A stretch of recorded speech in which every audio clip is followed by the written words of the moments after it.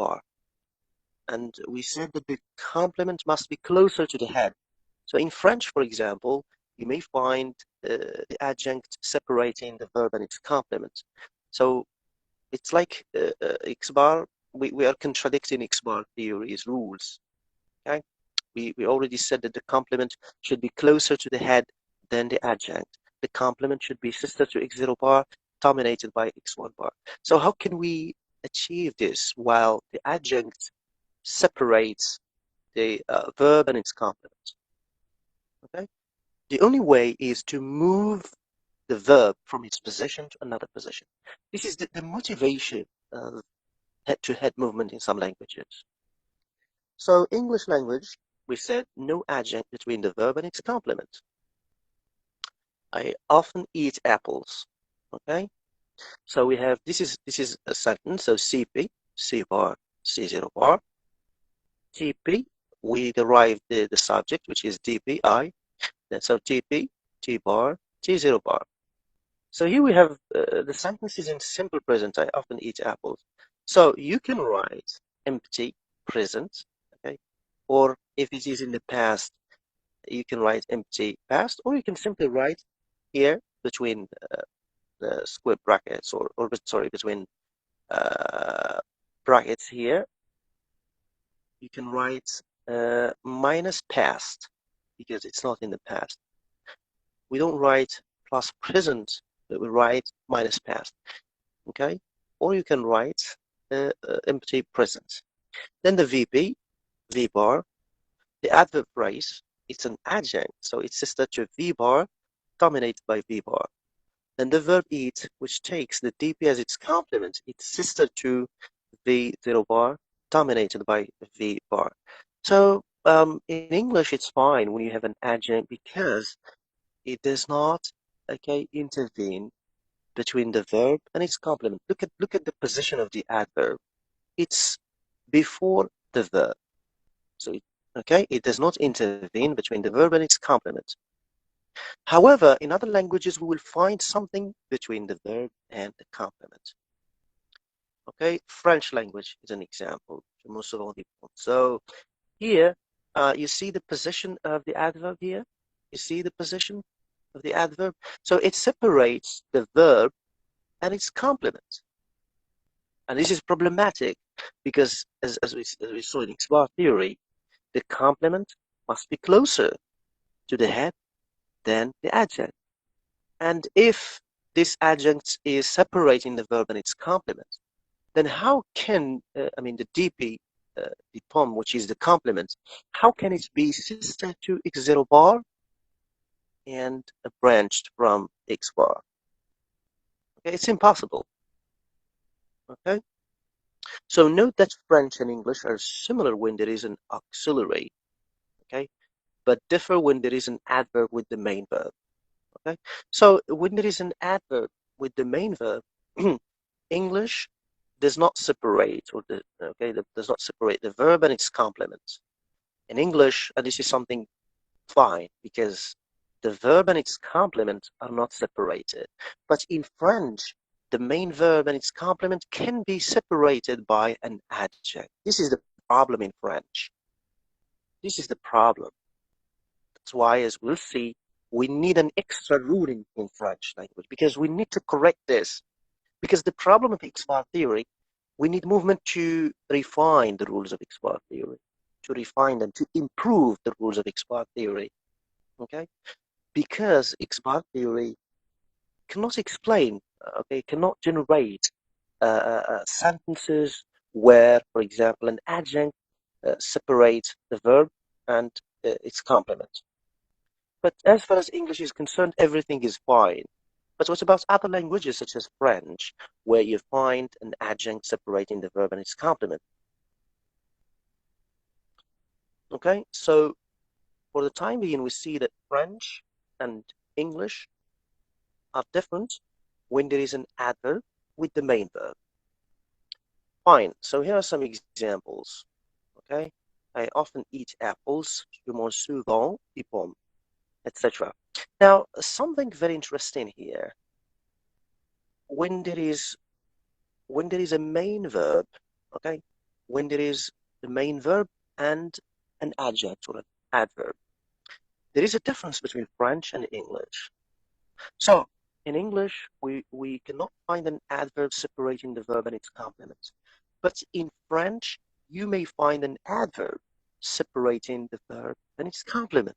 This is the difference between French and English. However, look at examples in C, D, in particular, C and D. So we can see that when there is an auxiliary, you see here, when there is an auxiliary, there is no difference between French and English. Because look at the verbs. Look at the verbs. Look at the verbs here. So there is nothing between the verb and its complement. There is nothing between the verb and its complement. Now, we can conclude that when there is an auxiliary, French, or even in French, you cannot find the adverb separating the verb and its complement, which is similar to English. Okay, so when there is an auxiliary, French and English are similar, okay, because nothing separates the verb and its complement.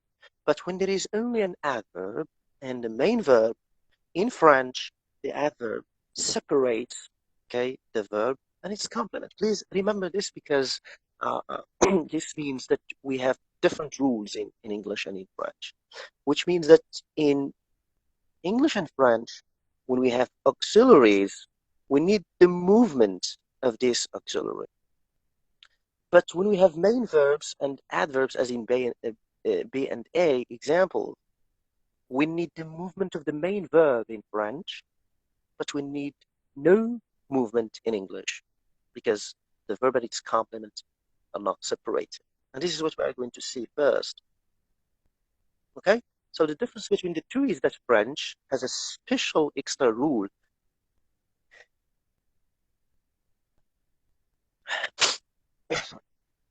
French has a special extra rule that moves verbs out of the VP around the adverb and into the slots associated with T. Now, to solve this problem, because in French there is an adverb separating the verb and its complement, so what we are going to do is to move the verb, because normally what is the correct order? The correct order is the one that we have in D. Look at examples D. Example D. So there is nothing between the verb and its complement, okay, when there is an auxiliary, which means that this is the normal, okay, this is the normal possession of the verb in relation to its complement. We notice that the verb moves from this position to this position, okay? The verb moves from this position. Look at example B to this position here. And this is what we are going to focus on in the trait. So this is the transformation rule called T to C movement. Okay, V to T, sorry, V to T, not T to C. T to C, we'll see this in questions. Okay, so here we have V to T movement.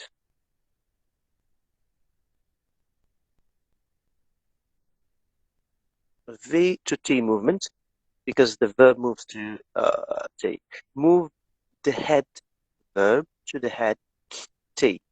So we generate first the French sentence the way we did for the English sentence and then move V to T. Now, if we generate the French sentence, what is the tree? Yeah, this one. So if we generate the French sentence, so we will have here the DP joue, and here we have souvent, and here mange, and here, yeah, souvent mange, okay, des pommes. Now the problem is that this is not the order. This is not the order of French language. So if we write the adverb here, souvent, here, so we'll have the correct generalization because it's an adverb sister to V bar dominated by V bar. Okay, we'll have the correct generalization here because, or generation, because the verb mange is sister to, or the complement, the poem is sister to V. 0 bar dominated by V1 bar. Fine, very good. But the problem is that this is not the position of the adverb in French. The adverb comes after the verb. So what should we do? What should we do? Should we write the adverb after it? We can't, because it's impossible, because the complement, the DP, must be sister to V0 bar dominated by V bar. So the solution is to respect this order, which means we branch the English sentence, okay, as if we are branching, okay, an English sentence. So we write, uh, we write here je, and here souvent, and here mange, and here dépend. So as if we are branching an English sentence. Then we move. This is the best solution. Okay, we move the verb mange from this position, from V, from the head of the verb phrase to the head of the TP, to this position. Okay, we move it from this position to this position. Why? To get the order je mange souvent dépend. To get this order. So we cannot branch the adverb phrase after the VP, because the complement must be sister to V0 bar dominated by V bar. Okay, so the only solution is to move the verb. Okay, and this is what we get here. Okay, so C bar, CP is V0 bar, TP, DP is the subject, T, etc. Okay, so the first thing we do, we branch the French sentence similar to the way how we branch English sentences when we have an adverb. Okay, so look at the adverb. The adverb here, souvent, is sister to zero bar, V bar, dominated by V bar. And the DP, which is the complement, is sister to V0 bar, dominated by V bar, which means now we have respected the rules of X-bar theory. The complement must be sister to 0 bar dominated by 1 bar, and the adjunct must be sister to 1 bar dominated by 1 bar. But this is not the order, okay, that we get in French language. We find the verb before the adverb. So what is the solution? We cannot branch the adverb after the verb, because the complement must be sister to the bar, 0 bar. So the only solution is to move this verb to T. So the head of the verb phrase moves to the head of the TP. This is called head-to-head movement, because the head of the verb phrase moves to the head of the TP, tense phrase. Why? To get the order of the French sentence. Okay? This is what we have here. Okay? So this is called transformational verb movement. This is an example of verb movement in French. So you see now, to get the order of the French sentence, we need to move the verb, okay, from the head of the verb phrase to the head of the TP. Is it clear? So this is a very good example of head-to-head movement. The head of the verb phrase moves to the head of the TP to get the order of the French sentence. Is it clear, please? This is called the V to T movement. The head of the verb phrase moves to the head of the tense phrase. And this is in French. This is in French, not in English. Why? Because in English, the main verbs do not move. Okay? The main verbs do not move. Okay? But in French, main verbs move to T. Why? Because the problem is X-bar theory is like does not consider word order in other languages. So X-bar theory, in some sense, considers only the word order that we have in English. But when we have, for example, the adverb separating the verb and its complement, it's problematic. So to improve X-bar theory, to make it like universal, to make it like robust, to account for all human languages, so we need movement. We need movement if we want to apply X-bar theory to all human languages. Okay, so this movement we can represent it by traces. This T means trace. It's like if you want to trace the movement, so you write T, it means this is the beginning of the movement. Okay, so we have to remove mange from this position and and we write it under T, and under the verb we write T, Ti, which means trace. This is the trace of the movement, okay? And here we write I, okay? So under the verb we write just T, which means trace, Ti, Ti, and under T we write the verb mode and we write I, which means this is the end of this trace.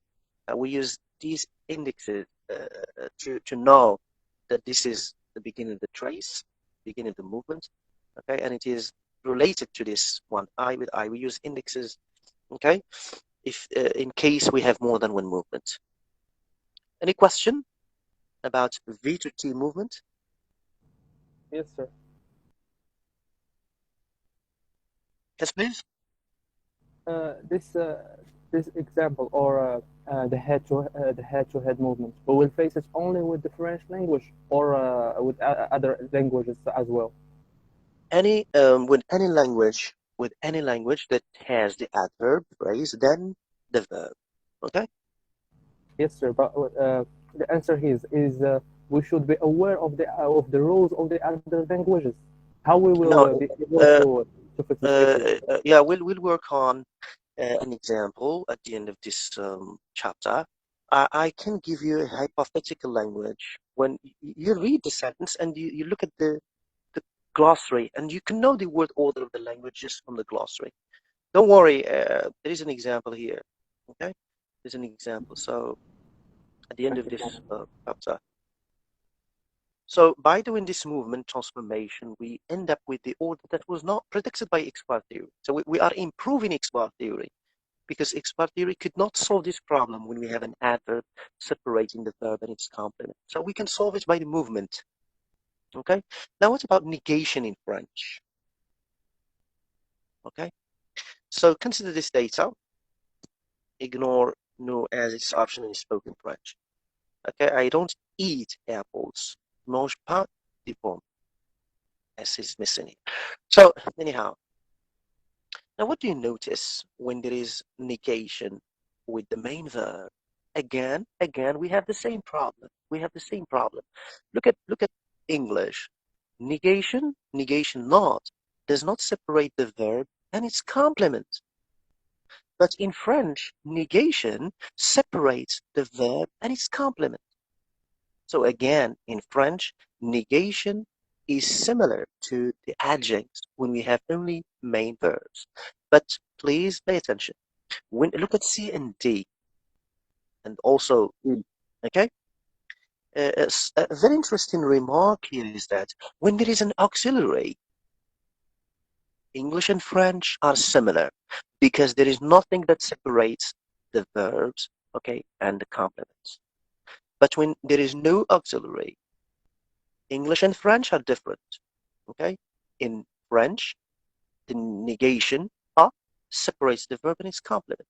In English, it's impossible. So you see, this is just to confirm what we said about uh, the to T movement. So remember, when there is a negative morpheme, it should be branch and the negative phrase, as we did at the beginning. Okay?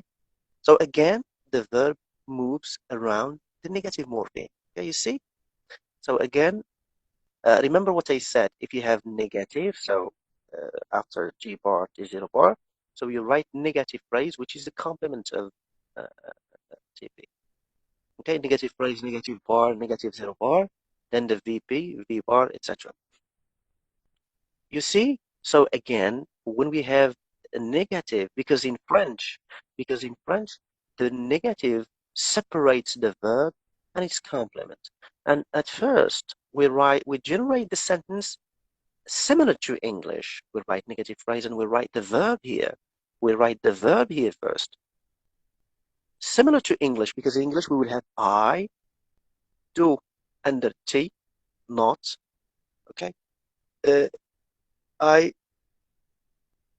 let me explain why do we have movement in uh, French and we don't have it in English.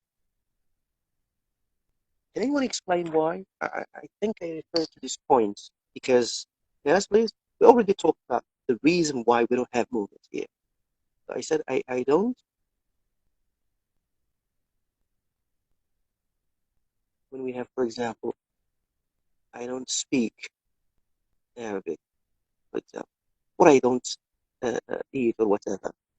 So in negation here, we have verb to do. Okay.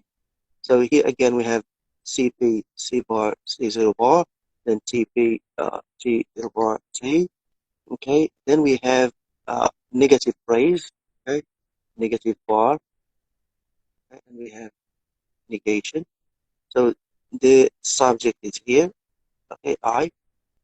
Okay. Negative is not. And then the VP, okay, V bar, the verb, which is speak.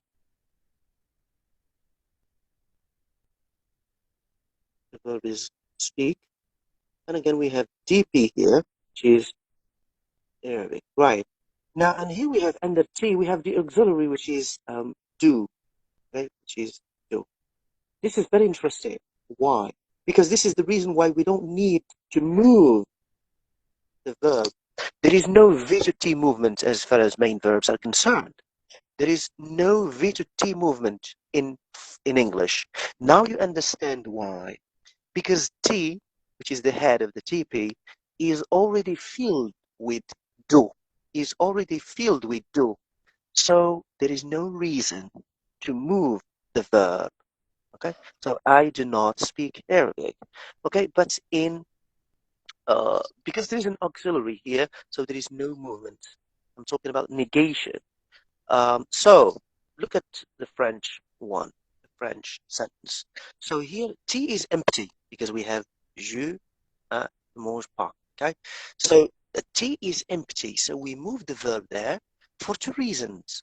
The first reason is that to get the order that we have in French, and the second reason is that T is already empty, unlike in English. So in English, there is no main verb movement for two main reasons. First, that's the order that we have in French. We have I do not, which means that negation comes before the main verb in English. So there is no reason to move the verb.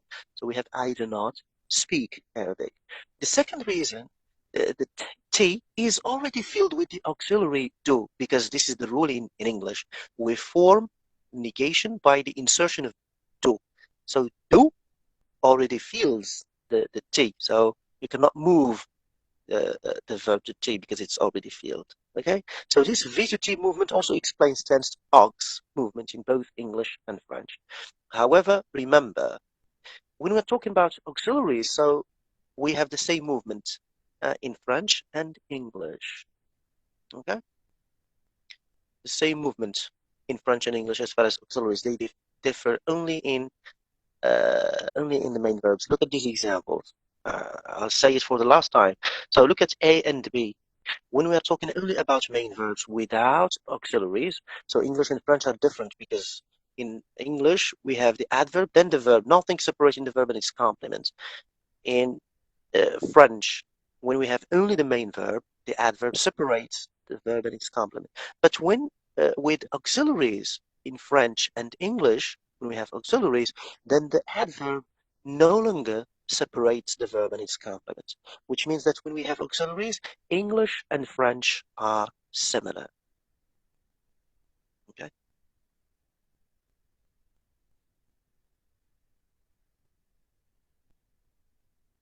And this is just a further example with negation. Any question about negation here or about V to T movement in French? Is it clear? Any question? Sorry, So, sir. yes? In this French, where is the place of no? Je mange pas. I don't I see here said, yeah, negative. The place of it's negation. it's optional in Oh, spoken form, so we just ignore it. okay, thank you. Right, just to simplify things. Okay, now when we're talking about auxiliaries, so French and English are similar, as I said. So both auxiliaries move to T because T is the position of auxiliaries. T is the right position where you should write the auxiliaries. Okay, so English and French differ in terms of the movement parameters. English main verbs do not raise to T. So the verb, when we are talking about main verbs, so in French, the main verb must move to T. In English, the main verbs do not move to T. Only auxiliaries move. This is we'll see it next time, okay? The movement of auxiliaries, especially in yes or no questions, for example. I will go, will you go? So here, which means we have to move that will, which is generated under T, to another position. Okay, so this is the case of auxiliary. So it could be written here have on A. So this is the position of the auxiliary. And negation should be here. So verb movement parameter, all verbs raise in French. Okay, so in French, all verbs must raise from V to T. All verbs, main verbs, I'm talking about main verbs. Or only auxiliaries raise in English. Main verbs do not raise in English. Okay, an example from English. There is no verb raising because in English only auxiliaries raise. Okay, in English there is something else, which is what? Which is T to V movement, or affix lowering. Here we write, for example, under T we write ed of the past, and we move it down to the verb, for example, finish. We move it down. Why? This is peculiar to English. So we have two to V movement in French, in English, sorry, or affix lowering, because if we have S, for example, this eats, we can generate S here, S, and the T, and we move it down to verb. Okay, so there is no verb movement in English. You know that in French you can form the questions. You can form questions by the inversion of the main verbs, as we will see. You can just invert the main verbs. For example, we can say, mangez-vous des pommes? Okay, but we cannot do the same thing in English. We cannot say, eat you the apples? It's impossible. Okay, so this is a further reason why in French we find the movement of the main verbs raise, but in English they don't raise. Right, so let's consider other languages, because movement does not occur only in English. The underlying word order of bata is subject, object, verb. Now again, this is another language that poses a problem, similar to Arabic. So this language is not similar to English in terms of the word order. It has subject, object, verb. So think of it. How can we generate a sentence? How can we generate the tree to a sentence that has subject, object, verb? So the subject is under DP, fine. And then the object. So we can just change this order, V bar. Then we have DP here, and in the place of DP we'll have the verb. So then we will have subject, object, okay, objects, and then the verb. Well, this is a brilliant way. Fine. So we'll see. This is not the only problem. Okay. So we notice here ala sakali. So this is the way I'm answering that student who asked me the question about the word order. So this is the way how you can know the word order. So a means we, la means have. So la in this language is an auxiliary. Fine. Saka means rice. Saka means rice. Li is a verb. It means eat. So we can see that in this language, this is the word order. We have the subject a, which is we, and we have the object, which is rice. Then the verb is, which means that this language has subject, object, verb. Verb is the last element here. But again, look at B. We have Ali Saka. So in B, we have subject, object, and verb. Subject, verb, and object. Something is contradictory here. Now we conclude that, well, sometimes when there is an auxiliary here, the verb appears, okay, the far right of the sentence. Okay, and when there is no auxiliary, the verb appears after the subject, which means this language has subject, verb, object order when there is no auxiliary, and it has subject, object, verb when there is an auxiliary. So this is somehow similar to French. In French language, when there is an auxiliary, there is nothing that intervenes between the verb and its complement. And when there is only the main verb and an adverb, so the adverb intervenes between the verb and its complement. So you see, so again here we need the movement, because this is the order of the language. So we need the movement. When there is no auxiliary, this verb li moves from this position to this position. Okay, so movement. How can we show this? We show it through the movement. Okay, so when there is an auxiliary, the verb appears to the far right. When there is an auxiliary la, as I said, the verb remains in its space-generated position. So this is the right position in this language. The verb must be it must follow subject, object, verb. However, when there is no auxiliary, then the verb moves to this position. So we have to show this. We have to show that the verb, in the absence of auxiliary, the verb moves to that position. Now again, we have to follow the same order as we do in English. So this is CP, C bar, C0 bar, TP. TP in this language is A. A means we. A means we. A, la is the auxiliary. It means have. Saka means rise. Li is the verb. So ala sakali, which means we have rice eaten. Okay, so under T we always generate auxiliary. So la means have. Okay, we have, and here we have rice, saka, eaten. So there is no problem when we have this is subject, object, and the verb. So as I said earlier, if you have a language that follows subject, object, verb, there is no problem. You can simply change or swap, okay, the order, the position of the verb and the DP. In English, we find V bar, V0 bar, then DP. We find DP at the right. But in this language or any other language that has subject, object, verb, you should write the DP on the left. You see, we can easily solve the problem like this. You can write the DP on the left or on the right, depending on whether a language has subject, object, verb, or subject, verb, object. Okay? But this is not the problem we're trying to solve.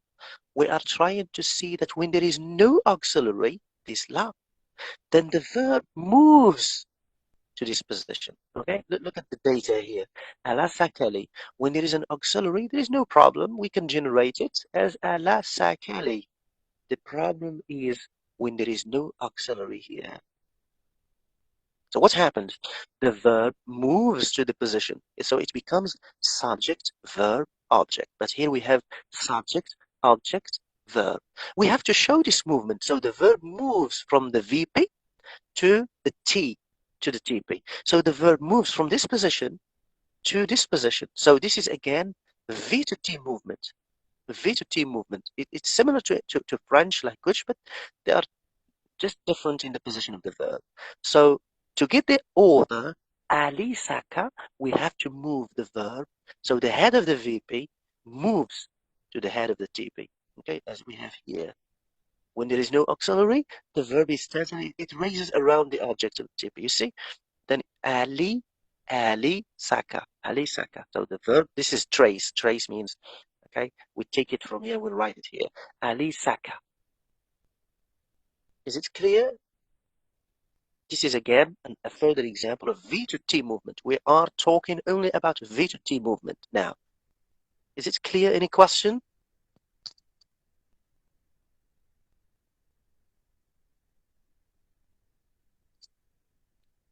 No question?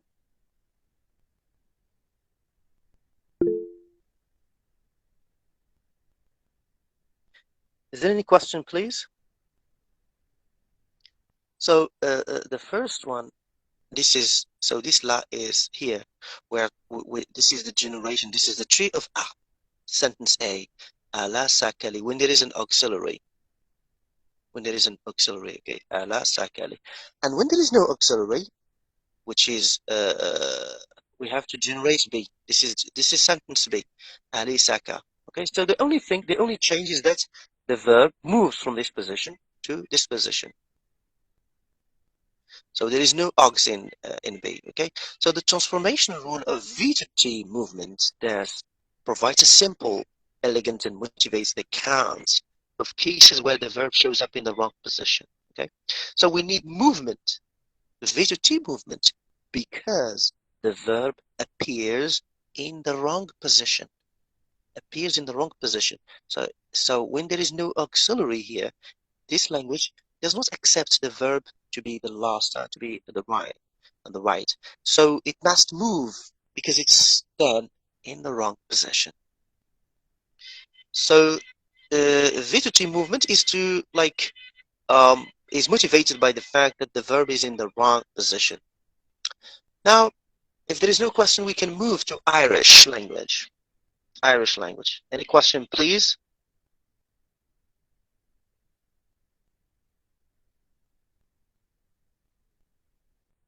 No, sir. So, Yeah, Mr. Yasir, yes. if the T doesn't allow you to fill it up with the verb, is there anywhere else to put the verb? Repeat, please repeat. I couldn't hear you. You said sometimes you can't fill the tense phrase with anything. Is there anywhere else to put the verb other than the tense? Okay, let me repeat your question and tell me if I'm wrong, please. So you said there are certain cases where T is not filled, okay, with anything, right? Yes. For example, when the word doesn't have any participle. No, you can write minus if the sentence is in the present. You write minus past. If it is in the past, whether it is simple past, past continuous, past perfect, etc. So you write plus past under the tense. Okay, if you want, if you want to fill in the tense, the T is never empty. Is never empty. So if you have, for example, I speak 5 languages, so under T you write minus past. If you have I spoke, etc., or past continuous, whatever, under T you write plus past. So if you have the past, you write plus past. If you have the present, you write minus past. But if you have auxiliaries like I didn't do it, I don't accept it, etc., then under T, you don't need to write minus or plus past because you have an auxiliary. So you simply write do or did or will or should if you have modals, etc. Okay? Yes, sir. Thank you. Okay, welcome. Now we move to another language that explains something else. Now we have used 2 languages, French and Vata, to explain V to T movement, the movement of the verb to T. Now we need Irish language because it explains something interesting about the subject, the position of the subject. Look at the word order, verb, subject, object. This is similar to Arabic. So we say يعتبر الولد, etc. So we start with verb, subject, and object as one of the possible word orders. How can we generate a sentence like this if we start with the verb, like as in Arabic? Okay, as in Arabic, if we start with the verb, well, what should we do? And X-bar theory says that you have TP and you have TP, T bar, T0 bar, etc. So if you write the verb here, يعتبر, the verb here, verb here, and whatever. So how can you respect this order? If you generate the subject here, الولد, and then يعتبر, where should you move the verb? To get the, okay, verb, subject, object order. It's really problematic. So we'll see how we can solve this problem. So Irish is similar to Arabic because also in Arabic we have verb, subject, object order. So again, how do we know this order? Please look at the gloss, look at the meaning. Fok, in this language, fok means kissed, marry, the precon. So here, we know that this order is verb, subject, object. Verb, subject, object. Now what we are going to do is to generate the sentence following the word order we have in English. The DP, then the VP, etc. Then we should move the verb from this position to respect the order in Irish. Please remember, this is the way how you are going to branch sentences in the exam. If you have a language which is not English, you have to draw it similar to the English sentence, then use the movement. So again, there is no way that XBAR theory can generate a sentence of this type. Okay, however, if we assume that, now one of the solutions is to assume that this, even in Arabic, we have verb, subject, object, but in the underlying representation, in the deep structure, it could be similar to English, subject, verb, object. Okay? So, however, if we assume that verb, subject, object languages are underlyingly subject, verb, object at the deep structure, then a transformation rule applies that derives the initial order. Now, why? Well, this is an interesting claim. Since many languages follow subject, verb, object, so we may say that even in Arabic, the real word order that we have in the deep structure or in the line form could be subject, verb, object. Then we move some transformation rules to get verb, subject, objects in the surface structure. Okay, so this is one assumption. Okay, we claim that in Arabic and Irish languages, that because they have verb, subjects, objects, word order, we claim that in the deep structure, it is similar to English. In the deep structure, it is similar to English, subject, verb, object. So there is a V movement moving from the deep structure to the surface structure. Sometimes, and this is something that you should know, and you will understand it further in phonology, you may find some languages that are different in the surface structure, but they are similar, okay, at the deep structure. Okay, for example, some languages may allow a sequence of two vowels, a sequence of two vowels in the deep structure. But when it comes to the surface structure, some languages allow that sequence to be realized in the surface structure, while other languages may apply certain phonological processes, such as the insertion of a vowel or deletion of a vowel, etc.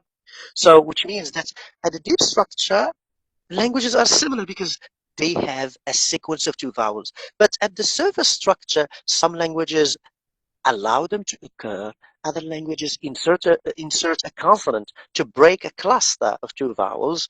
Other languages delete one of the vowels, which means they differ in terms of the phonological repair strategies that are used to solve this problem. So the idea here is that at the deep structure, they are the same. All languages have a sequence of two vowels, but at the surface structure, they are different. Some languages accept that sequence, they allow it, no problem.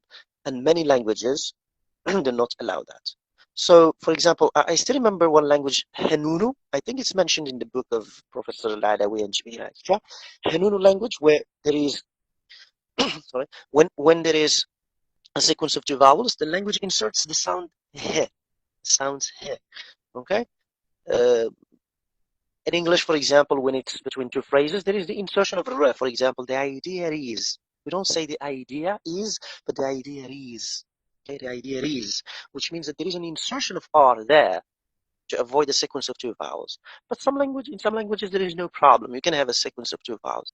Now, this is just to explain the idea that at the deep structure, languages may be the same, but at the surface structure, they are different. Well, this is similar to syntax here. So at the deep structure, Even languages that have verb, subject, object, maybe in the deep structure, they have this order, subject, verb, object. Why subject, verb, object, which is underlying, not verb, subject, object? Because this is what is universal. Many languages have subject, verb, object, word order.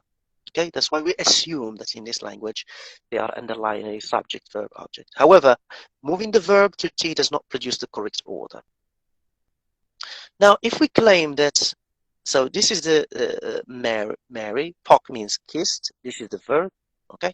Now, one of the solutions is to move the verb to T. We do the same thing that we did in Vata language and in French language. We moved the head of the phrase to the head of the TP.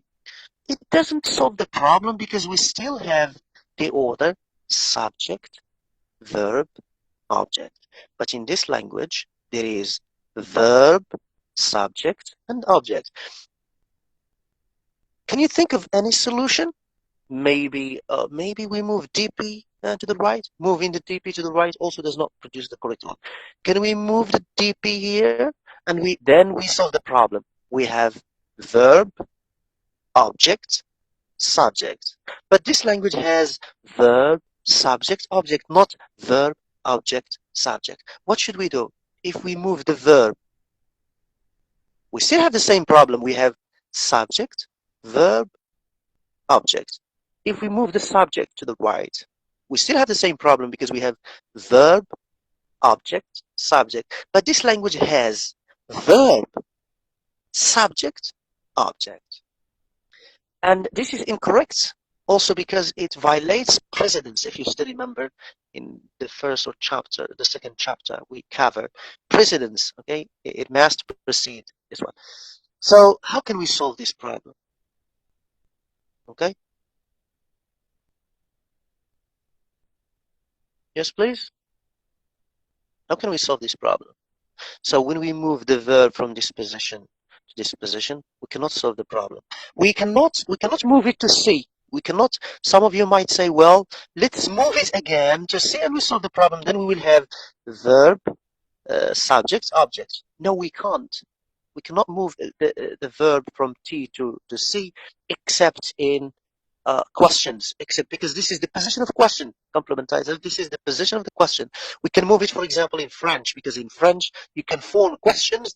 You can form questions by the inversion of the main verbs, as I said before. Mangez-vous des pommes?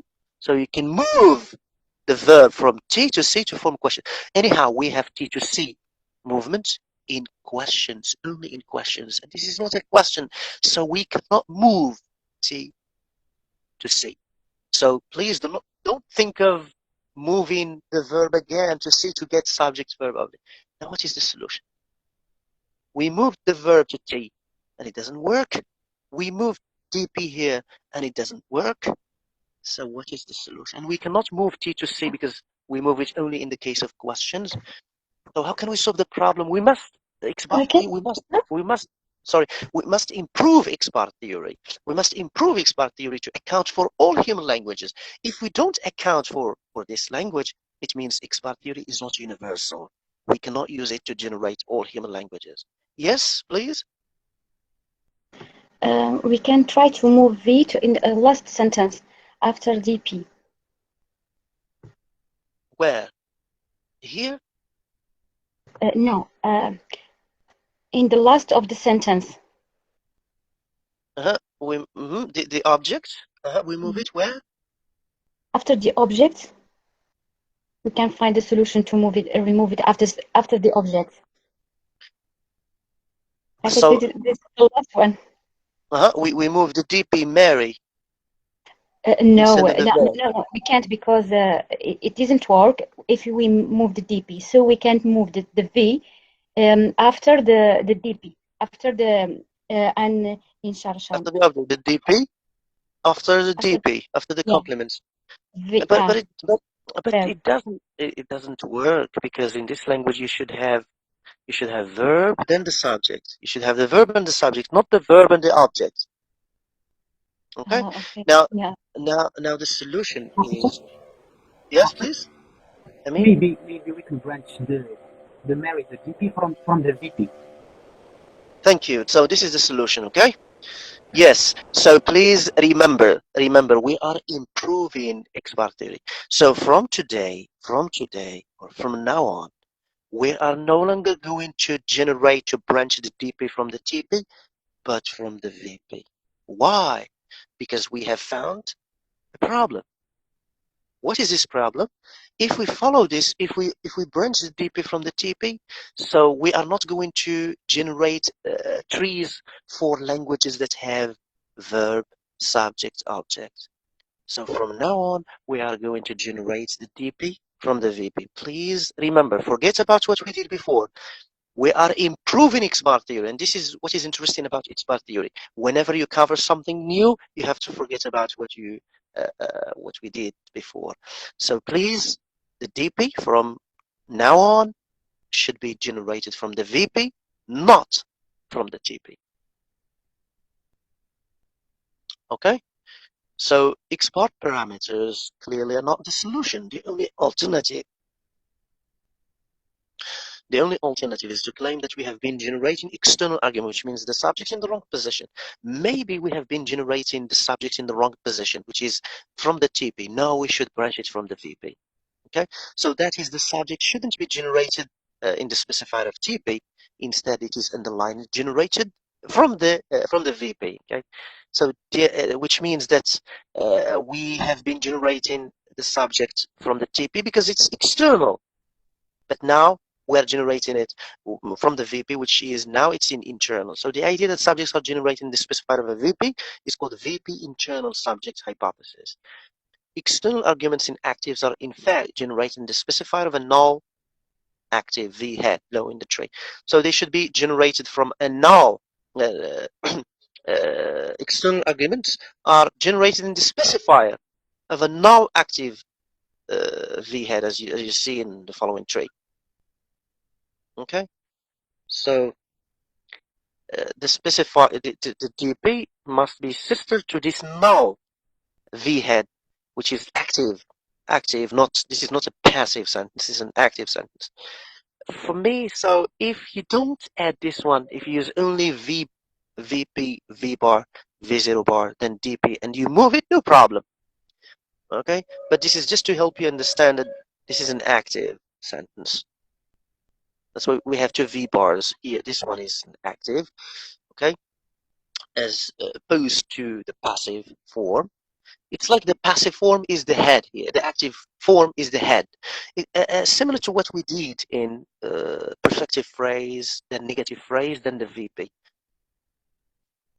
Okay, so this is the solution. We generate the DP from the VP, and then we move the verb. We follow what things that we did in French language. We move the verb from the VP to T, and we get the order VSO, verb, subject, object. So you see, now this is the solution. We generate the DP under the VP. Now, what about French? Is it clear first? The solution now is very easy. We generate the DP from the VP, not from the TP, so that there is a possibility to move the verb to T if you want to get the order of this language, Irish language. Now the question is, what about English and French? What about English and French, or all languages that do not have subject, verb, that do not have verb, subject, object, word order? In English and French, we are going to do the same thing. We're going to, for example, I like it. So in English, we are going to, okay, to have the DP and the VP, I here, and the verb here, like, and the DP, it's no problem. Except that in English and French, so this DP must move to its right position, which is the DP. It's like we already know that the DP should be branched from the TP in French and other languages, in English and other languages. But just to account for languages that have verb, subject, object, we're going to branch it from the VP The subject should be branched from the VP. And in languages that have verb, subject, object, there is no movement. But in languages such as English that have subject, verb, object, this verb, this subject must move to TP. Okay, so I have been explaining this question. What about French, English, and Vata that do not have subject, verb, object? The same assumption produces incorrect word order. You see, if we follow this order in French and English, so here we'll have a problem. So again, it's very easy. We need an extra movement. We should move this TP to this position, to its right. It's like now we come back to TP. So to summarize, so this DP is always generated from the VP. Okay, the first thing you do, you move the verb, V to T movement. I'm talking about French language. So if you get the same, you get the right order as in Irish language, which has verb, subject, object, that's fine. But if you're talking about French or English, this is not the correct word order. They have subject, okay, verb, object. Then you need to move the subject from the VP to the TP, okay? Which means that in English, the TP is always under TP, but it starts from the VP and it moves to the TP, okay? So this is the conclusion. So in French and English, so first there is verb movement, V to T movement. The verb in French, this is a general rule. The verb must move to T.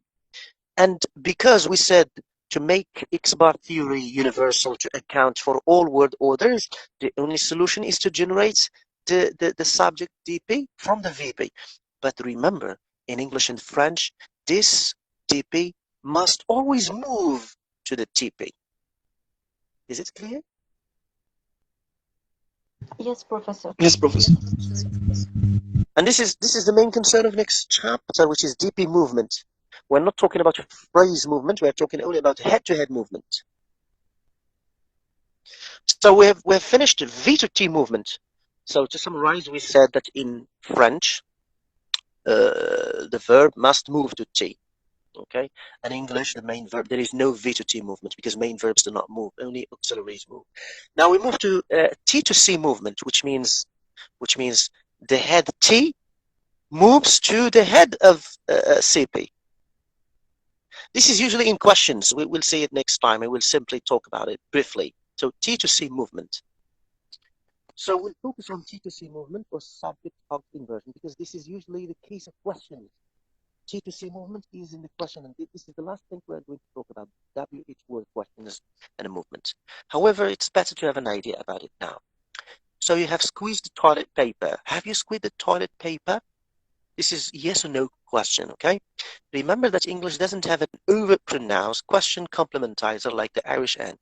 In English has a null complementizer. But remember, we said 2 weeks ago that yes or no questions occur in complementary distribution, okay, with that particle or with language that uses a specific particle to form yes or no question. We said that languages that have subject-object inversion to form yes or no questions do not have a specific complementizer to form yes or no questions, which means they occur in complementary distribution, which means they are instances of the same thing. So being phonologically null, English employs a mechanism transformation that gives phonological content to that null complementizer by moving T to it around the subject. Let me explain using the tree. So in yes or no questions, for example, have you traveled? Have you traveled? So what should we do? What should we do? We simply first draw the tree, not as a question, because we don't have questions in at the deep structure. We don't have you traveled? We have at the deep structure, you, okay, have traveled. You have traveled. Because this subject verb, this inversion, okay, this inversion to form the question, have you traveled, happens at the surface structure. not additive structure. Which means when you generate a question, you must write it like this: you. And by the way, DP, you can draw it from the VP. In that case, you will have two movements. So to make it very simple, we just which means you will have one movement moving the DP from the VP to the TP, and the second movement moving T to C. So it's not talking about, let's not talk about two complexities at the same time. So in questions, to make it, have you finished? So we move this have, because have is an auxiliary. So it is branched under T. So it moves from T to C. So please remember, in questions, we have T to C movement. In questions, for example, you will go, it becomes, will you go? So this will must precede the subject. So it becomes, will you go? So the auxiliary under T must move to C. So now you understand why do we start a sentence with CP, C bar, C, then TP, etc. Now it is clear that we need this C position for questions. Okay, so this complementizer is null because we said it's not overt, it's not pronounced in English, but it is overt in other languages such as Irish because they have a particle. Okay, so it's null, the complement. We start all sentences with the complementizer, but it's null. And this is plus Q because this is a question. Have you finished? So first we start it like this. We write you have finished. Then we move have to this position. So we have tree, which means trace, have, trace it. You see, is it clear now? So we'll elaborate more on T to C movement in WH in questions. Today we're not talking about questions. We're talking only about head-to-head movement, which means we talked first about the movement of the verb, which is the head of the VP, to T, which is the head of TP. So V to T movement in French. Now we're talking about T to C movement. The head of the TP moves to the head of the CP. And this is the case in questions. And this is applicable not only to English, we find it in English and French, etc. Remember, the only difference between English and French is in V to T movement. In English, the verb does not raise to T, but in English, it does. But T to C movement, we find it in both French and English. And many other languages, all questions that have questions. So all languages that have questions. So similar to Irish word order, English allows, okay, verb, subject, and yes or no questions. This order is thus analyzed by T to C movement. Anyhow, we have T to C movement whenever there is a question. However, T to C movement is blocked when there is an overt complementizer because it already has phonological content. Okay? Yes, when there is an overt complementizer here, you don't need to move this T to C. But for example, in Irish language, this language uses a specific particle to ask questions, yes or no questions. This particle is R. I think we talked about it, okay? Yeah, it is here, okay? So Irish uses a specific complementizer, which is R, okay? In yes or form in yes or no questions. But English does not have that specific that complementizer. There is subject-verb inversion. So when there is subject-verb inversion, you have to move T to C. But Irish language does not have subject verb inversion.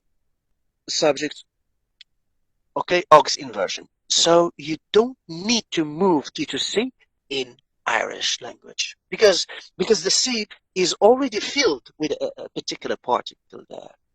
Okay. So this kind of analysis is supported by the fact subject-aux inversion is in complementary distribution with overt question complementizer. Okay, so this is something we already talked about. We know that if and whether are complementizers because they can be used with, okay, they can't be used with subject-aux inversion. We cannot say ask whether have you. So there are instances of the same thing. So remember, main verbs are not raised to T in English, only auxiliaries on the go. T to C movement. If we want to ask a question, whenever you have subject aux inversion in English, so you have to move T to C. Okay? There is an example. Have you squeezed the toilet paper? So here, in English, we have subject aux inversion to ask questions. But in French, you may have subject verb inversion in French. That's why in French, the verb moves to T, then it moves to C. This is something very interesting. Please pay attention. So in English we have we have subject aux inversion, the inversion only between the subject and the verb, and the auxiliary, which is under T. So you simply need to move this T to C, and you solve the problem. But in French, you can have the subject and the verb inversion. So the verb is here, so you need to move the verb to T first, then it moves to C. So you have two movements. The verb moves to T, because we already talked about V to T movement in French. So it moves to T, but it is still not a question. So it must move again to C to make it a question. In questions, the question form or the auxiliary used in questions must be here. So which means that under C in English, you always find only auxiliaries. But in French, you may find verbs here, because French language can just use subject verb inversion to ask questions. That's why under C we can find verbs, but in English you can never find verbs here. Okay, because in English you cannot say squeezed you the toilet paper. Okay, that's why you can never find main verbs under C. But in French, main verbs undergo inversion in questions. This is very interesting piece of information. Very interesting piece of information. In French, you can form yes or no questions with the inversion of the subject and the verb, which means you can find the verb and the C. Okay, you can find the verb and the C, as we will see. Now let's talk about two cases in French when there is no inversion of the main verb in French, and when there is an inversion of the main verb. Okay, so when there is no inversion, for example, je mange des pommes, so here you simply need V to T movement. You need V to T movement, and then remember we have to branch the DP from the VP. First, you move the verb to T. This is always the case in French. The verb must move to T, and then this is not the order in French language. So you have to move DP to this position to get je mange des pommes. Okay, so this is the second step. Okay, the second step. So look at this one. The first thing we do, we move the verb to T, because in French language there is a V to T movement, because in French language main verbs move to T. Main verbs move to T. So if you move main verbs to T, then you don't have the same word order in French, which means you have to move T, okay, there. So again, this TP, which is generated under VP, moves to TP. That's why some authors, okay, from the very beginning, generate DP and the TP. We know that this is the conclusion. We will end up having DP branch from the TP, but first we need to branch it from the VP, because we have some languages that have verb, subject, object. In these languages, there should be no movement of the DP. But languages that have subject, verb, object, such as English, French, etc., there must be a movement of DP from the VP to the TP. Is it clear? And this is, if you understand this, it means, well, you understand 20% of what we are going to talk about next time, because next time we'll talk about DP movement. DP movement. But today we are talking only about the head movement. This is a phrase. The phrase moves to a position where here. But today we're talking only about the movement of heads. This head moves to this head. Is it clear? Is there any question? In French, we have V to T movement, but we still don't have the same order in French, so we have to move with the DP, which means in French and English, you always move DP from the VP to the TP. Okay, both in French and English. And there is an extra rule in French. In French, you need to move the verb to T. But in English, you can never move V to T, but you may have affix lowering. T lowers to the verb if you have inflection morphemes as, ed, etc. Is it clear? Is there any question, please? Any question?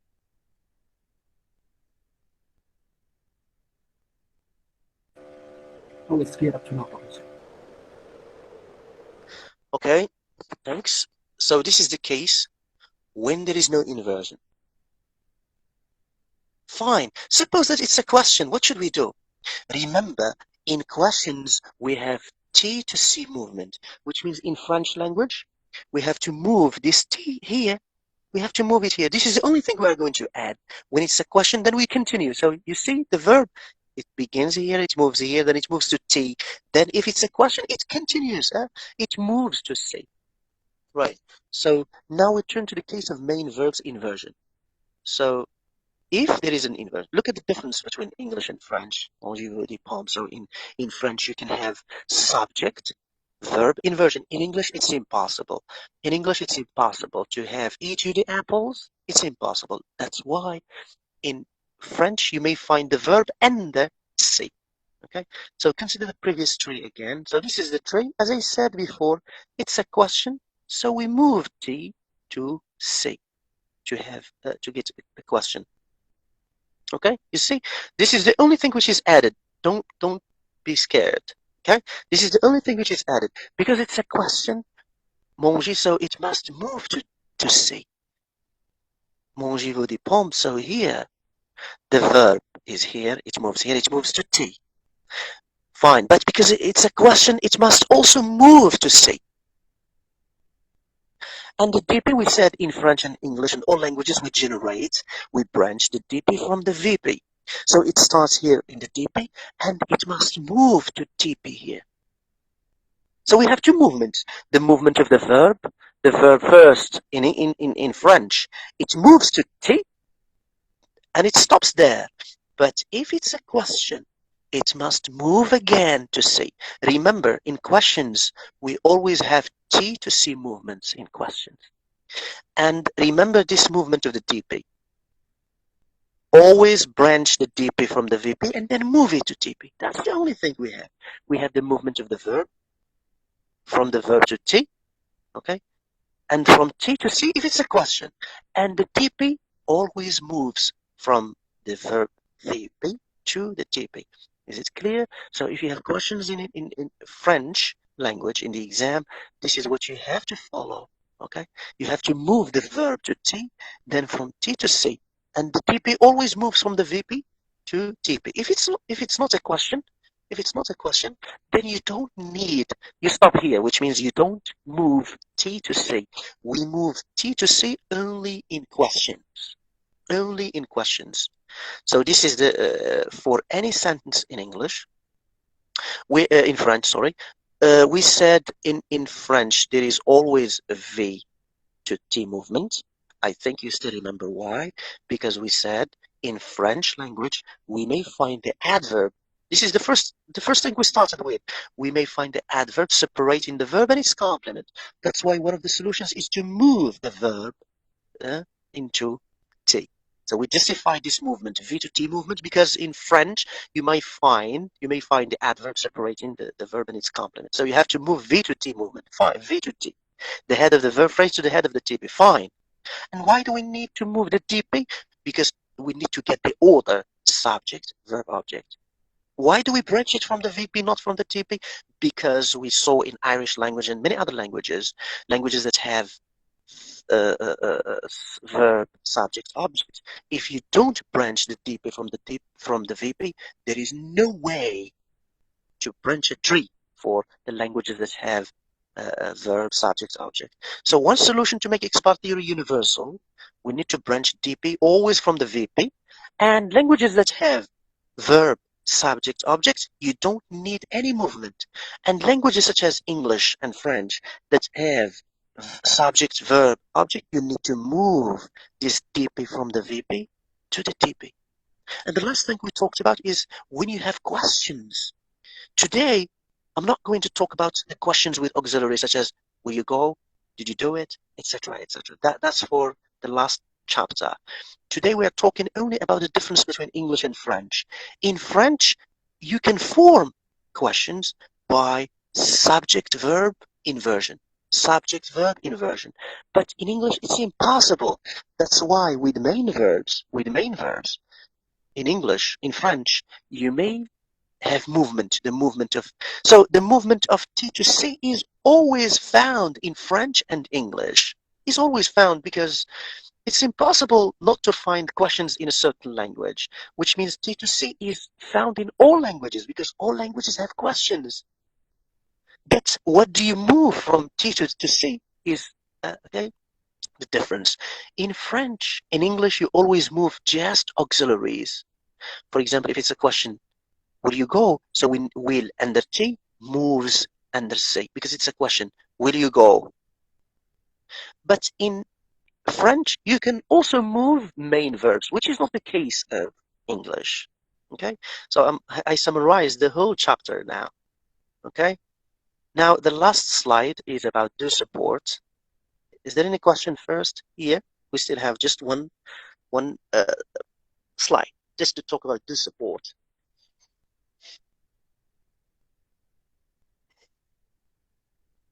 No question, okay? Do support. It is called do support or damido. Have you heard of this? Is it, Professor, like we say, I do have an iPhone like this? Or, okay, well, that's for emphasis, but okay. Yes. To emphasis. That's for semantic reasons, but do support in syntax for syntactic reasons. Okay. Sometimes in English, a question is asked without an auxiliary. This is, okay, the case. For example, we say, you eat apples? You eat apples? It means, do you eat apples? So it's the same thing, okay? In English, we may ask questions without verb to do, without the insertion of the auxiliary do. And it's called a question. It's a question. It is called, what do we call it? What is the technical term? Intonation. No. What do we call this kind of question? Intonation. By intonation. Rhetorical. When we say you eat apple, apples, we use the intonation. We change the tone. Yes or no Intonation. Sir Muhammad, I understand what you're saying, but that's not. Yeah, of course, we make it a question by just changing the intonation. But what is the technical term for this question? Okay. Yes or no question. It's not a yes or no question. Maybe you also answer that. You can say affirmation. Okay. No problem. Okay. Some people call it metaphorical question. It's okay. So in sentences with no auxiliary, we insert a dummy meaningless auxiliary in yes or no questions. Okay? Dummy means meaningless. Now, you eat apples. So we if look at this tree. So we should write here a TP, you. Then we have right apples. But this is a question. How can we show that this is a question and there is no do? So in this case, you have to insert. You have to insert do. We insert do just to fill the T. And we move it to C because in syntax, if it's a question, that C under CP must be spelled. Okay, it must be spelled. So because this is a question, though there is no augs, T must raise to C to spell out. to spell out plus Q. However, there is nothing to raise since there is nothing in T with this type of questions. So to solve this problem, a dummy do is inserted to fill T, then this dummy undergoes T to C movements. This is called do support. When there is no other option for supporting inflectional affixes, insert the dummy verb do into T. Now, the idea is very simple. Suppose that it's a question, okay? It's a question, and maybe intonational or metaphorical question, or call it whatever you want. But suppose that we have it like this: you eat apples. It's a question. It's a metaphorical question for. Now, in the syntax, so we have VP, V bar, T, VP, okay, V bar, V. So remember, from now on, I'm going to branch the TP from the VP, TP from the VP, no longer from the TP. So here we have you, okay, you and the verb eat. Here we have the TP, eat apple. You eat apples. But this is a question. You eat apples? So we insert, although we don't have it here, so we insert a dummy do under T, and it goes, okay, it goes T, and it undergoes T to C movement, okay, because this is last question, okay. This is what we are talking about. This is what is called do support. Although we don't have it, you have to insert it. It's meaningless. It's called dummy do. It's called do support because it simply supports you to spell out that plus Q, because this is a question. So the complementizer is empty, but we have plus Q here. It's a question. This is plus Q because it's a question. You eat apples? So we need something to pronounce that plus Q. So we insert do, we insert it to spell out that plus Q feature. So this is the meaning of do support. You insert do just to help you, just to support you spell out that plus Q feature. Is it clear? Yes, Professor. Yes. That's why we call do helping verb. Yeah, if you like helping verb, it can help you, yes, spell out plus Q feature. Yes? And here there is no need to remove DPU to TP. You question. can move it, okay? You can move Okay. it here. You can move it, and there is no problem. This is what you should do, okay? We have to move it, okay? Okay, so Because in languages, okay? So we have two movements here in question, okay? So this DP, see, DP trace. So it must move to be the specifier of TP. Okay? So Professor. TP, which is you. Okay, so we have two movements, right? And this do again, we have trace. It moves. Again, okay. So we have again trace here, trace I. We use this index, and here we have do. We have I, and then we still have do you eat apples?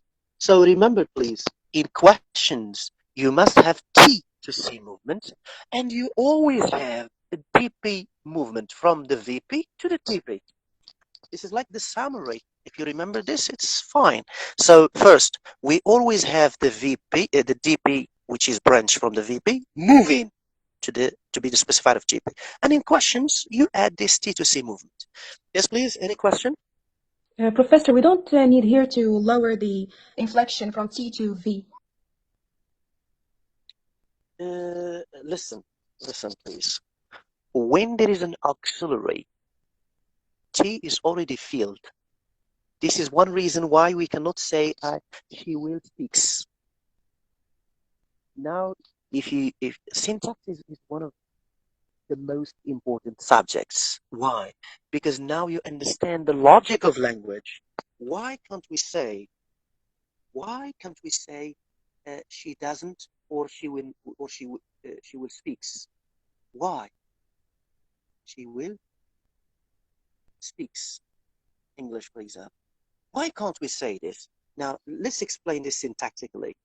Because look at this trick. CP, C bar, TP, C bar, T.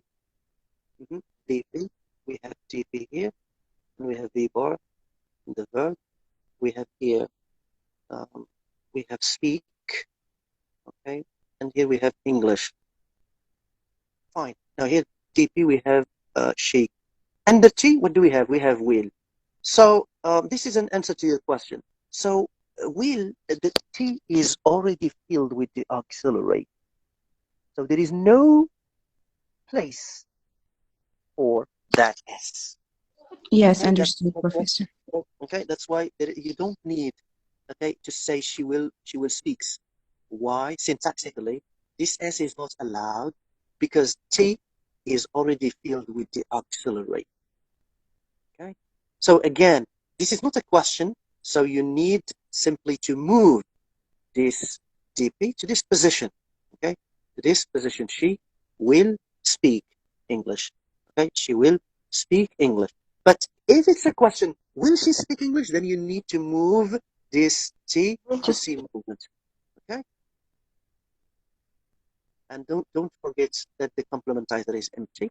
And if it's a question, you have to add plus Q. This is the reason why will must move to C to spell out this plus Q. I think now it's clear. Now, syntactically, now we can understand why we cannot say she doesn't speaks or she will speaks, etc. Because the T is already filled with an auxiliary.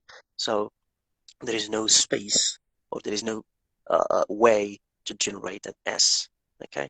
But if there is no auxiliary, yes, it's possible. Okay. If, for example, we have no auxiliary, okay. For example, we have she speaks English. Okay? So she speaks English. So again, CP, C bar, C0 bar, TP, T bar, T0 bar, VP. From the VP, we have DP, and we have D bar, we have the verb, and we have the DP. So she speaks. So here we have she, and we have the verb speak, and we have DP. She speaks English. She speaks English. So here, you may write S here, okay, speaks, and it must lower down. When there is no auxiliary, there is this inflectional for it. Remember, we talked about this. We said this is called affix lowering. Affix lowering. You may call it T to V movement if you want. T to V movement. Okay? T to V movement. Only in English, affixes lower to be attached to the verb. The tense, if you want to talk about the motivation, the tense gives this inflection, okay, to the verb, this inflection to the verb, okay? This is called, if you want, T to V movement. This is only in English in affix lowering, okay? In French, there is V to T movement, verb raising. In English, there is no verb raising, but only in French language. And in questions, all languages have T to C movement, T to C movement. This is applied to all languages, okay? So you should know the similarities and differences between languages. For example, English has T to V movement. This is what we're talking about now. This is the case of affix lowering if you have affixes. But French doesn't have T to V movement, affix lowering. It has V to T movement. It raises the verb to T. And the T to C movement in questions, well, this is found in all languages. Is it clear now? Any question? Yes, Professor, very clear. Yes, Professor. Professor, Yes? Professor, why do we branch a phrasal category from another phrasal category? DP from VP. Yes, this is the only way to solve the problem of because the rule says that it should be a specifier. It's not an adjunct. I got your point because we said only it shouldn't be branched from the phrase. A phrase shouldn't be branched from the phrase. But the rule says that this DP should be a specifier to the VP. It should be a specifier, which means that it should be sister to one bar, okay, and dominated by one bar. I got your point. So Mr. Omar is saying, why can't we do something like this? V bar. Then we have DP, which is she. And then we have another V. Then the verb, which is speak. Then DP, English. Okay. Yeah, Yes, why now can't clear, we? Professor. Okay, so because we don't need the DP to be an adjunct. Okay, it must be a specifier. So just maybe 2 or 3 minutes to have some practice, okay? Because this is, if you have the movement in the exam, you will have an exercise similar to this one, okay? So we have to correct it. Fine, so this is like the summary. So in English, I said there is T to V movement. This is in affix lowering, okay? This similar to this one, okay? Affix lowering, T to V movement. This is something you should learn by heart. In English, there is T to V movement. This is in the case of if you have affixes, they must lower down to the verb. And the movement of the auxiliary, okay? In French, there is V to T movement of main verbs, because in English, in French, you may find an adverb separating the verb and its complement, which means that you must move the verb out. Okay, and T to C movement is both in French and English and all other languages, because T to C movement is the case of asking questions. Okay, we'll talk about it next time. So next time we'll talk about DP movement. Indeed, we have started talking about it. This is DP movement. We have covered, okay, 20% of the chapter of next time, because this is the DP movement. We need to move the DP from the VP to the TP. We'll see only one extra example of the passive voice. Okay, so now let's correct this one. Hypothetical data. Okay, so we have the all mass. You have to expect hypothetical data in the exam. All mass shakil, because if you already know the rule in a certain language, so it doesn't help the professor to assess, okay, the skills in. Okay, Nihal, so what is the sentence, please? So it's all mass shakil. All.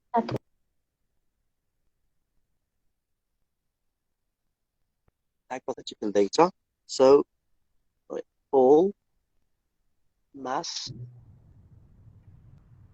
shakil. So all means like in this language. Mass means they. Shakil means chocolate. Now, how can we branch? And the meaning in English is they like chocolate. So how can we do it? How can we branch this one?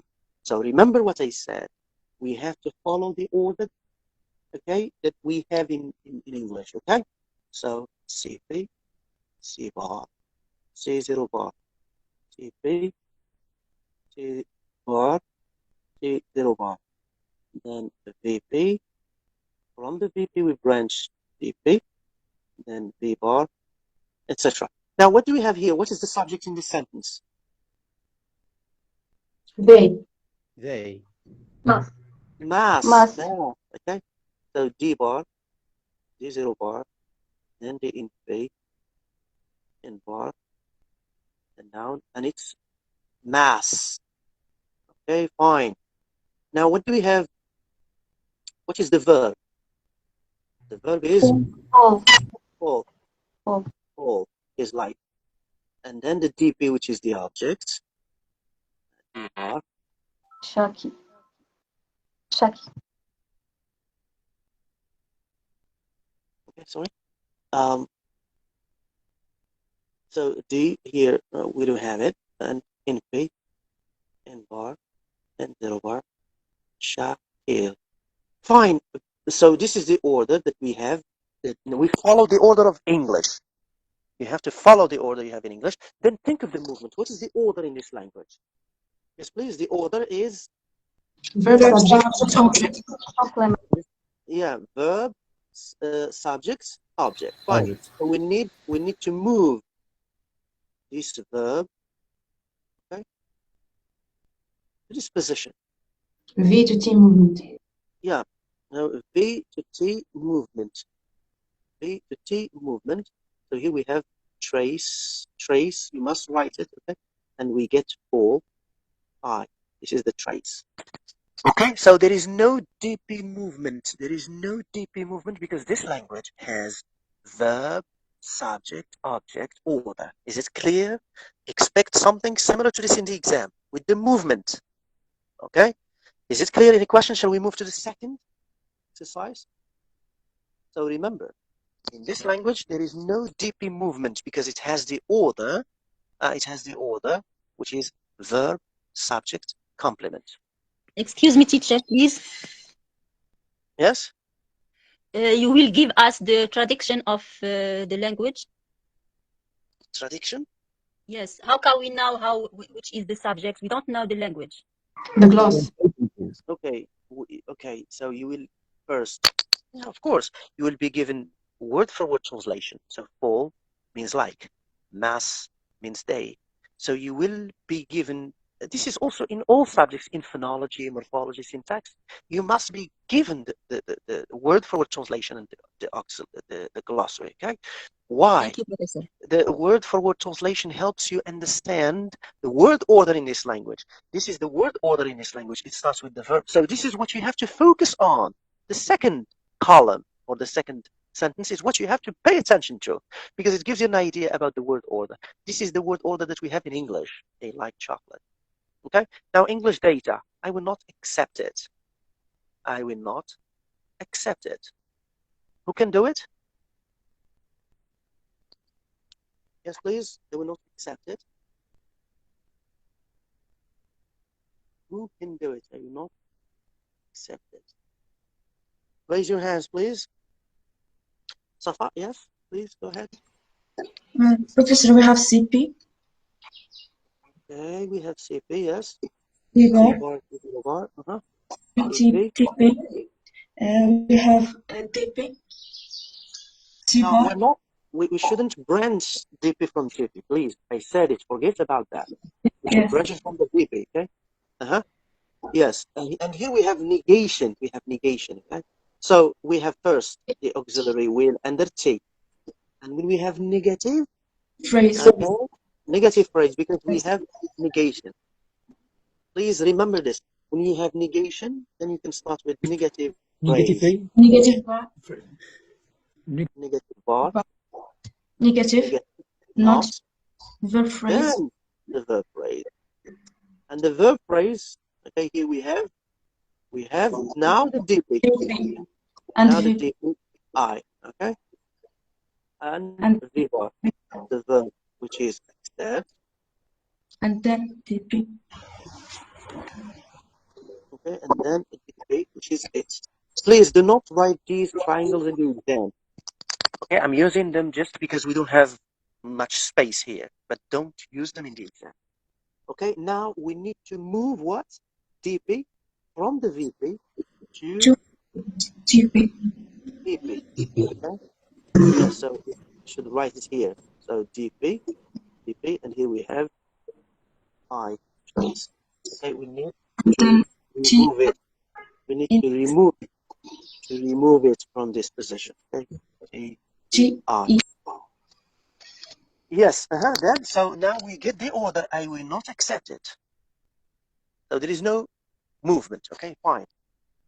DP movement. This is what we will talk about. Yes, please, the second sentence. I haven't done it. I haven't done it.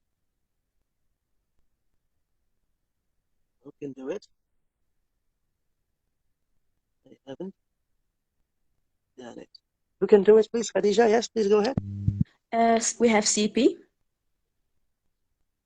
Okay, CP, C bar. C, T bar. Then we have T. We have perfect phrase. Perfect phrase. Perfect bar. Sorry. Perfect bar. Perfect. Bar. Yeah, have. Then from the perfect. Don't forget this, the present perfect. Yeah, the past participle of the verb to do. Yeah, because the perfect form contains have or has plus the past participle. Yes, exactly, Professor. From the perfect bar, we have VP. Then we have the negative phrase, negative bar. Don't forget negative phrase. The negative is not. Not. From the negative bar, we have VP. Yes, DP. and from the VP we have DP. Yes. Which is I. Then we have the verb, the V bar. Verb. Which is do. Yes, it's do. we have the DP. It's then we branch the we branch the movement of the DP to the TP. Okay, so first this affix must lower to attach to here. This is the inflection, okay? And the DP must move to TP as the socket here. Okay, so please remember these two movements in inflections. Okay, so in inflections, so it must move. So this I forget about this I. So it must, and this one again. Okay, the end. So here you write just trace. Okay, so and we have it here. That. Okay, and here we have again trace. Okay, it moves to the specifier of TP. TP. Okay, so if you have the inflection and DP, so you have to move both of them. You will have affix lowering and you will have the movement of DP. I will have finished it by etc. I will have now. Suppose that we have present perfect, future perfect. Yes, please. I will have finished it. Professor, Yes? please, I want to ask you about the T and their DP. What it represent, please? All right. The T and the T and their the DP. What does it represent? Trace. If you want to trace something, which means that the movement starts here, to show that's a symbol to indicate that movement starts from this node. It means trace. You know what is trace? The meaning of the word trace. No, actually no. Okay, yeah, the literal meaning of the word. If you are looking for somebody, and maybe you find maybe some of his clothes in a certain place, and you say, he was here. So this is like a trace. So you may, or maybe the footsteps if you want to follow somebody. That's the trace. Okay. So the trace of the movement. So I will have finished it by etc. Okay. I will have finished it etc. So again, who can do it, please? So we have again CP, C bar, C0 bar. Who can do it? No one? CP. Please remember, we start with CP, etc. only when we have a clause, when we have a sentence. Okay, T bar, T0 bar. Then, so we have the auxiliary wheel here, under T, and we continue, okay? Present perfect. So we will have finished. Perfect phrase. Right. Perfect bar. Then perfect 0 bar have. Then verb phrase. V bar. DP, which is I. And the verb, which is finish. Okay. So again, here you can start with if you want now. If you want to add will and if you want to write this inflection, because here we have future perfect. So if you want to write, if you want to indicate this inflection category, then it must be under T. Okay, it must be under T indicated. So here under T, so we write here, we'll talk about ED. So again, here we should write like the future, okay, phrase or perfect phrase, and then the perfect should be will have plus as a solution. It could be perfect phrase. Okay. Then perfect or then perfect. Okay, where it could be will and have and past participle. Okay, so you have two options. You have two options. Either then you lower this T from tense to from T to the verb inflection. This is one possibility. Or the second possibility, you may write will under T, okay, and under perfective phrase, you may write have plus the past participle, okay? En, and then en will lower down. Just because we already talked about T to V movement in English, so if you want maybe to be consistent, you can write it there. The problem is that the perfective phrase will not contain will and will plus have, but have plus the past participle. That's why will should be branched from T, not from the perfective phrase. So perfective bar, now perfective, which is have and the past participle en or ed, okay, in this case, okay, or en here, then the VP, okay. From the VP we branch the DP subject, which is I, then V bar, okay, which is finish, okay, and DP it.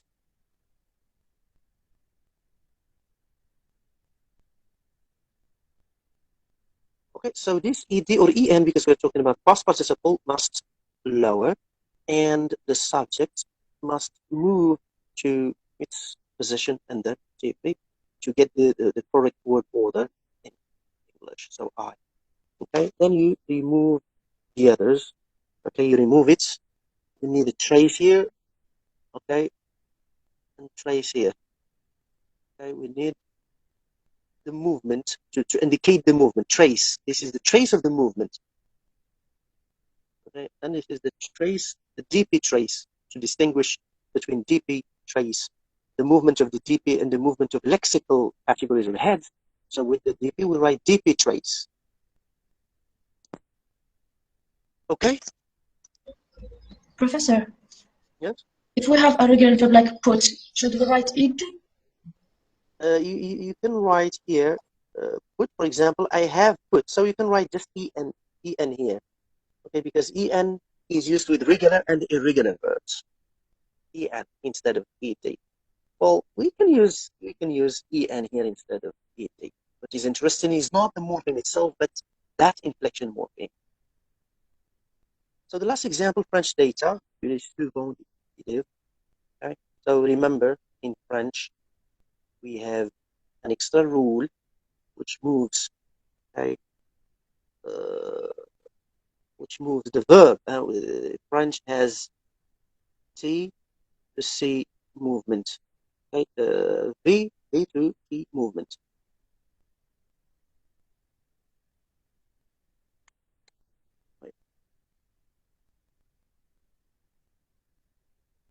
Yes, please. So who can do it, please? Julie Souvent did. Yes, who can do it? So we branch it similar to the English sentence. Okay. G bar, G little bar. Okay, then VP. Okay, from the VP we branch the DP. V bar, V zero bar. Yes, please. So here we have the subject is the DP is you. Yes. The verb is he, and the object. Okay. Remember, we have an adverb here. We have an adverb, which means that we need to branch it similar to English. Okay. Which means that in English, the adverb precedes the verb. So we have to follow this. Please remember. So we have to branch this sentence similar to what we do in French, in English. Okay, so the adverb phrase precedes, so it's an adjunct. Okay, the verb here.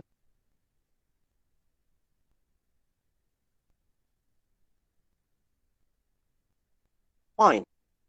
So now it is similar to English, as if we have like I often read books. Fine. Now this is not the order that we get in French. So what should we do, please? We move the verb li to T. Yes, so we move the verb. This is only in French. We didn't see this in in English, okay? Because in French, there is V to T movement, okay? So trace I, and we write this here. The verb, okay? And also DP to Depitus. We have another Yeah, name. so again, yes, to get the order, to get the order, the correct order, we have to move, yes, the DP from the VP to C. TP. Yeah, TP. TP. Okay, yes, so it's TP. Again, we simply indicate this by trace TP. You have in the exam, you just cross it, okay? Don't raise it, okay? Just cross it. So here we write trace DP, okay? Trace DP or trace IP.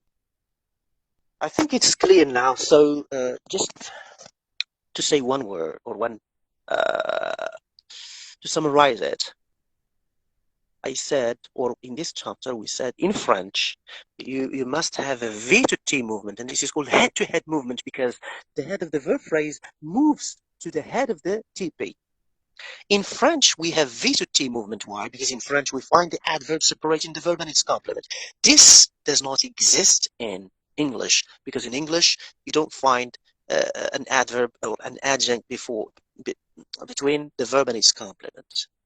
And the DP movement, this is the same thing in French and English. Why? Because we have noticed that some languages, such as Irish, have verb, subject, object, word order. So there is no way to branch these trees. There is no way but to claim that the DP is generated from the VP. Then what about languages such as English, French, etc.? So languages that have subject, verb, object such as English, French, etc., you need to move the DP to its right position, which is DP. And languages that have verb, subject, object, you keep it, no change, as we did in the first example. In the first example, for Mas Shakil, this language has verb, subject, object. There should be no movement.